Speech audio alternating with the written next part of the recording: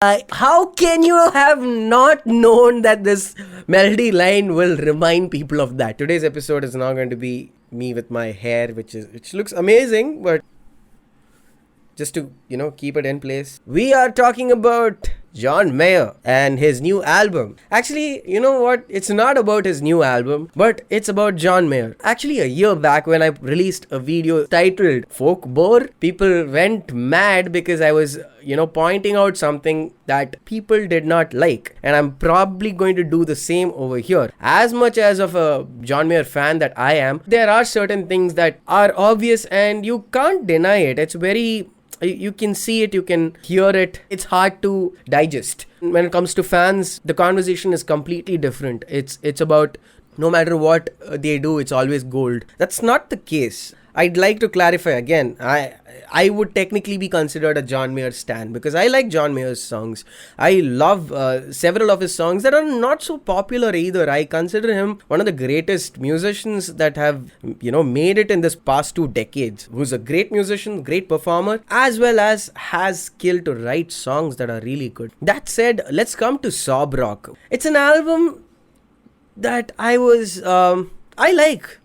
like this album. To be very honest, there is nothing about this album that I sort of dislike per se. But I wouldn't be fair if I just keep praising this album but not pointing out the pitfalls over here. Because I pointed something like this out about Taylor Swift, and I think it's only right that I do so, being a stan of John Mayer, to point this out. I'm hoping that the Piss in the Bowl fam is right here.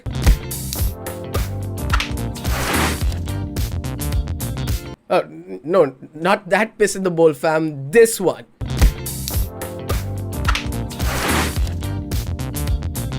Yeah, I think we're right now. Being a John Mayer stan, I would listen to anything that John Mayer makes. I would call it amazing. I would call it wow, brilliant and whatnot. But then again, if I have to objectively look at things, this is where it is. John Mayer has come to this place where he's done the innovative music already and he just wants to chill, making chill songs that he would sort of enjoy doing. We've seen all sorts of musicians do this. We've seen ARR do this, AR Rahman sir do this. We've seen everyone under the sun do this.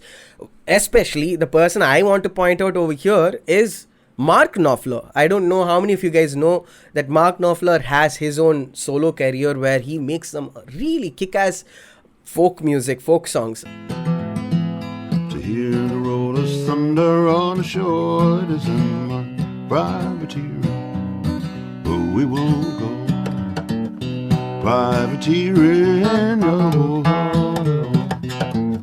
And I really enjoy those songs. There's this album called Privateering, which was one of the best things I've ever heard, and I really enjoyed. But will the larger mass that enjoys Dire Straits, would they enjoy Mark Knopfler's Privateering? Not so much, because you need to have an open mind to experience that kind of that kind of music. It's a different style of music, and being okay with it. There isn't any on your face emphatic and grandiose kind of a solo happening over there.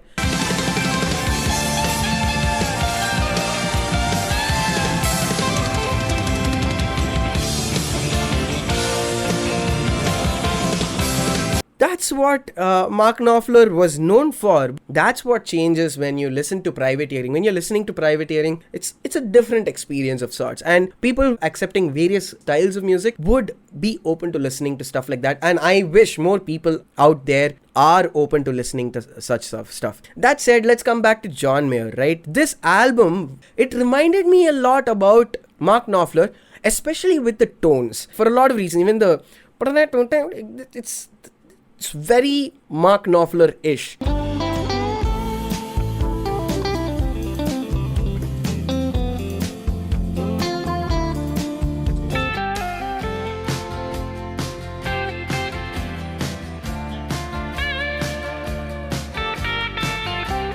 Some of you might be like, no, it isn't, but that's what I'm hearing. So, here is the parallel that I'm trying to draw. Only one of the songs stands out because it's from a different era, if you want to call it that, of John Mayer, called New Light.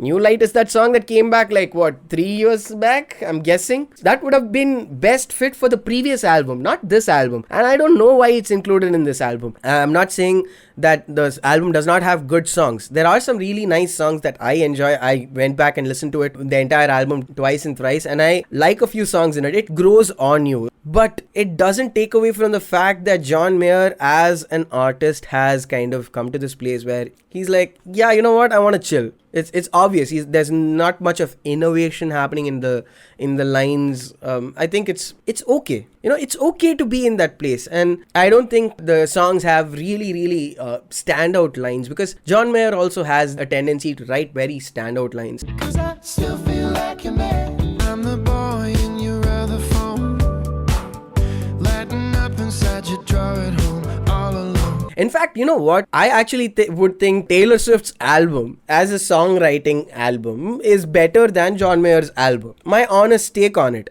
Right? Because the kind of writing Taylor Swift has in comparison to John Mayer's album is much different. And it shouldn't be compared, to be very honest. That's not what I'm going for. But if I were to objectively take both these albums, which one would I listen to? I would listen to John Mayer's album because I like John Mayer's work more than Taylor Swift's style of work. Which one would I objectively rate higher? It would be Taylor Swift's album because of how well it's written. Now, coming back to John Mayer himself, The Search for Everything. That album, as far as I'm concerned, it really was a shift in his sound. A lot of his production style changed, and that really had me hoping that John Mayer would push that boundary, push it forward, move it forward and stuff like that. But in this album, I thought that would happen. Like, you would see a step in his production. You would see that change happen, where John Mayer's direction would be cemented, and that's a different trajectory from what the mainstream music is going for. But unfortunately, that didn't happen.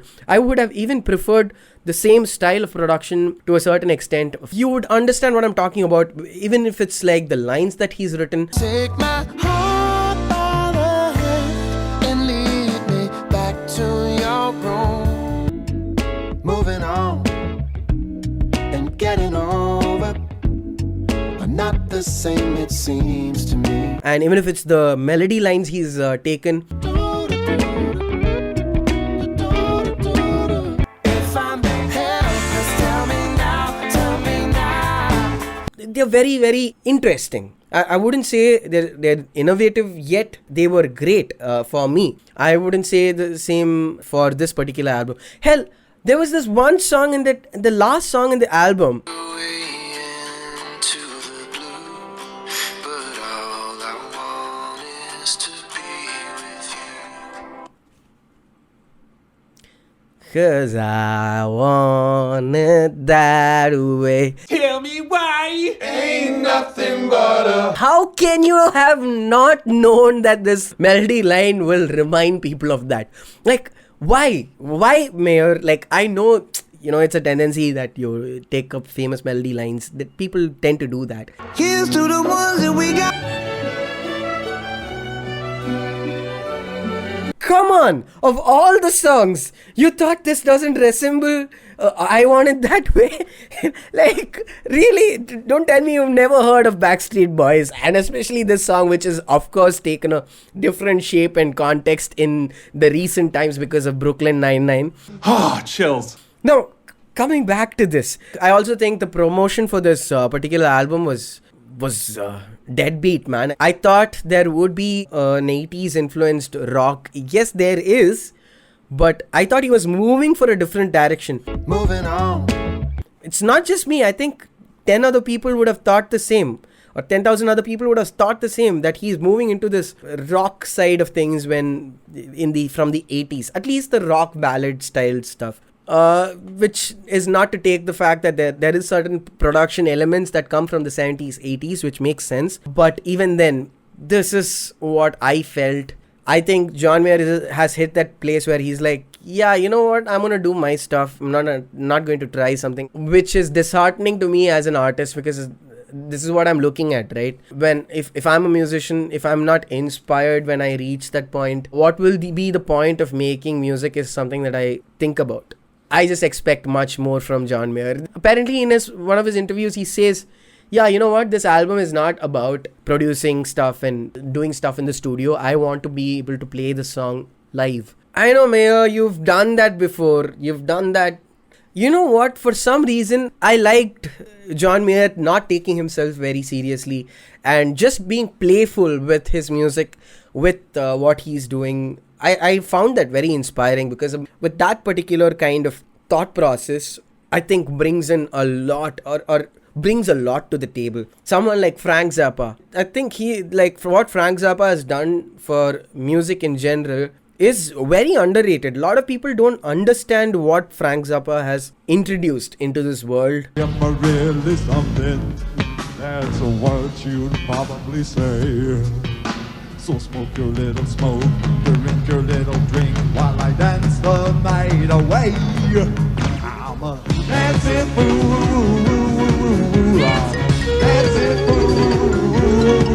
Of satire, and in terms of being a musician, combining various forms of arts into his particular persona, as well as music, as well as stage performances, is so underrated. We all talk about Lady Gaga, we all talk about a lot of other artists who, do flashy things on stage, but we miss out these little I wouldn't call Frank Zappa little. He's one of the biggest personalities out in the music scene. Oh, I'm riding a small tiny horse.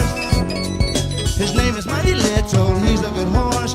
Even though he's never taking the subjects of a blankets on anyway. And then I might just jump back on and ride like a cowboy. I think a part of it has to do with people not taking him seriously because he doesn't take himself seriously. And I really like musicians doing that. So hard not to laugh. Go ahead and laugh. What's the difference? See what MTV does to you? You can't laugh. You have to sit there and take this stuff seriously. Give yourself and the audience a break.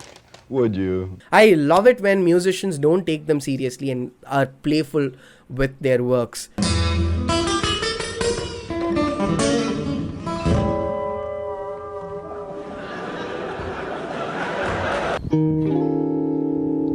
That kind of has to be a Lydian dominant.